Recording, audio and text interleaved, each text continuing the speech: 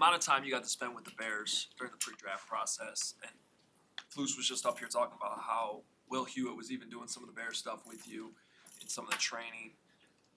How far ahead of the game do you already kind of feel coming into rookie minicamp with where you're at with Bears stuff so far? Yeah, I feel pretty good right now.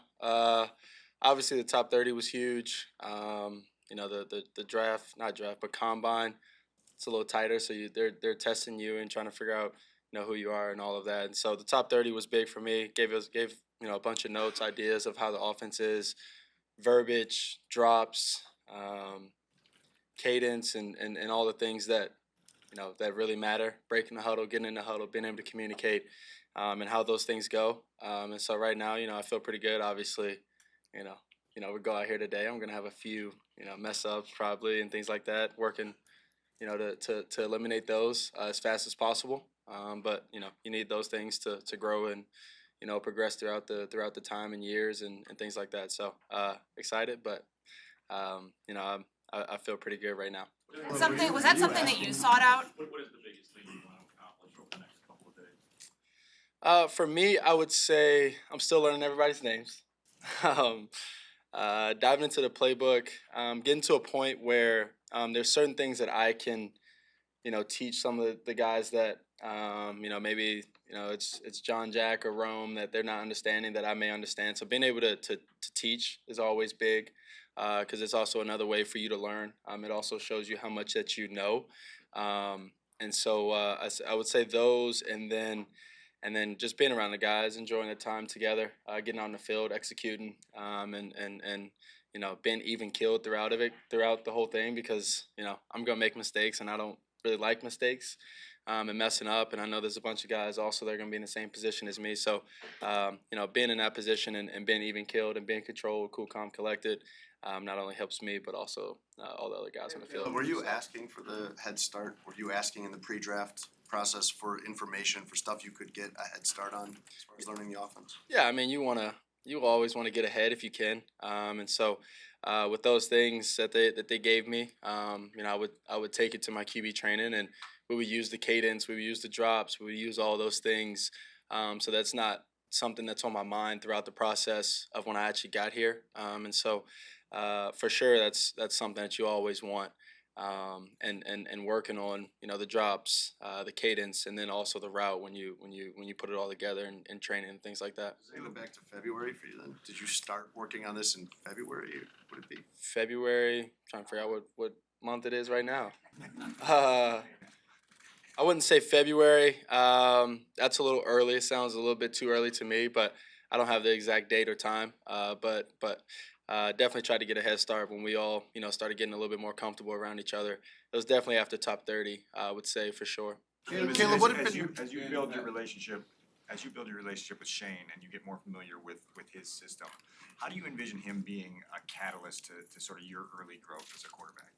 Yeah, it's huge. Having someone like Shane that's been in different positions with different QBs at different learning stages and things like that.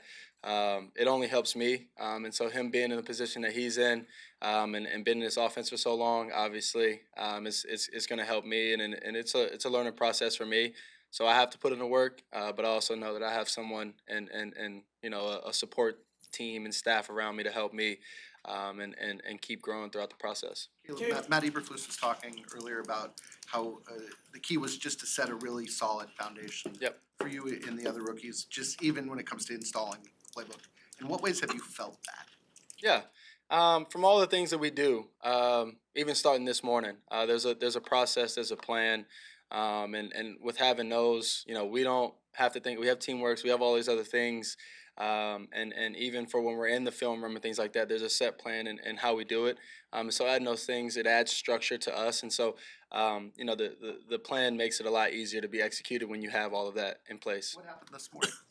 Yeah, I mean, from getting here early this morning, getting in the film room, having a coach around you, whatever the case may be, asking questions, things like that, but also them just going through simple installs that we have every single day of these next 3 days, 48 hours. So yeah. Caleb, what have you noticed about the way Rome runs routes, the way the ball, you like to get it to him.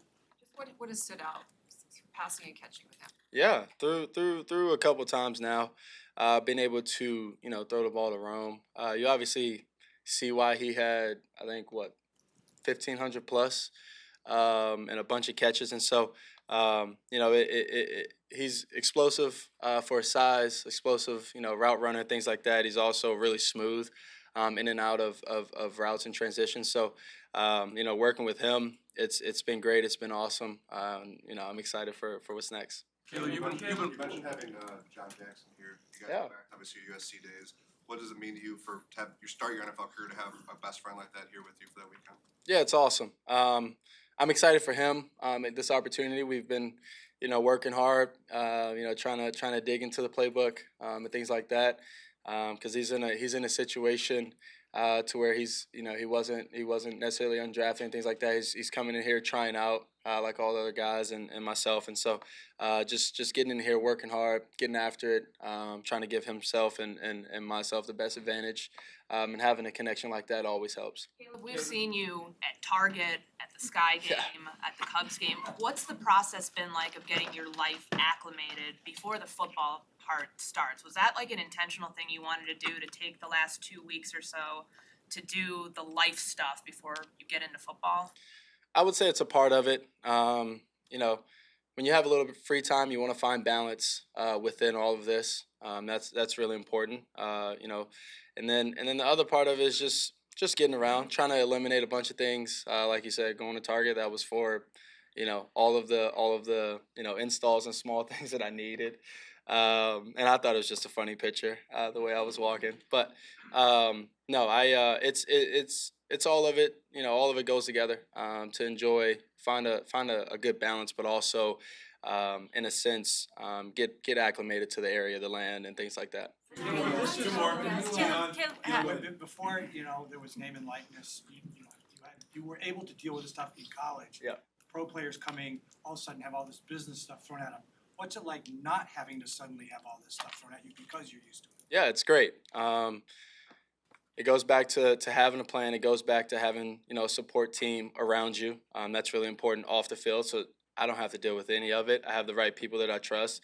They give me summaries of what's going on and things like that. So being able to handle that and not put a much thought process into it allows me to work on phase one, install one, and fully dig in and get to the point like I was speaking about, being able to dig into that, but also find ways to learn it and different ways to be able to coach it to my teammates and help out. Dion, they call me Dion. When Matt Eberflus says you're starting quarterback, there's no conversation needs to be had, how do you pace yourself knowing there's such a process and there's such a long time until you get to that game one? Yeah, obviously you have goals that you set for yourself right in the moment. Also, you have goals in the future, so that's important. But also understanding the moment that we're in and being in that moment is really important. I would say taking it a step at a time, handling it the way that it needs to be handled, and being a professional is really important. So all of those go in one, and so I would definitely say for sure being in the moment, like I said, taking one step at a time. Colleen, last one. How do you go about establishing your leadership while you're also still kind of learning how everything works around here? Yeah, to be a great leader, you got to learn how to follow first. So right now, I'm following all the vets, I'm following all the coaches, I'm listening. Having both ears open and my mouth shut. Just kind of sitting back, listening, and then when I get to the point of when I learn everything, when I learn the ways of how we do it, the culture, the playbook, and what the offensive line, wide receivers are all doing, running backs and tight ends and things like that, then you can start taking the lead. Then you can start taking the helms of all of it and take the next steps. For right now, though, I'm listening more than I'm speaking and talking, and I'm taking it one step at a time, being in the moment. Awesome. Yeah, Bears.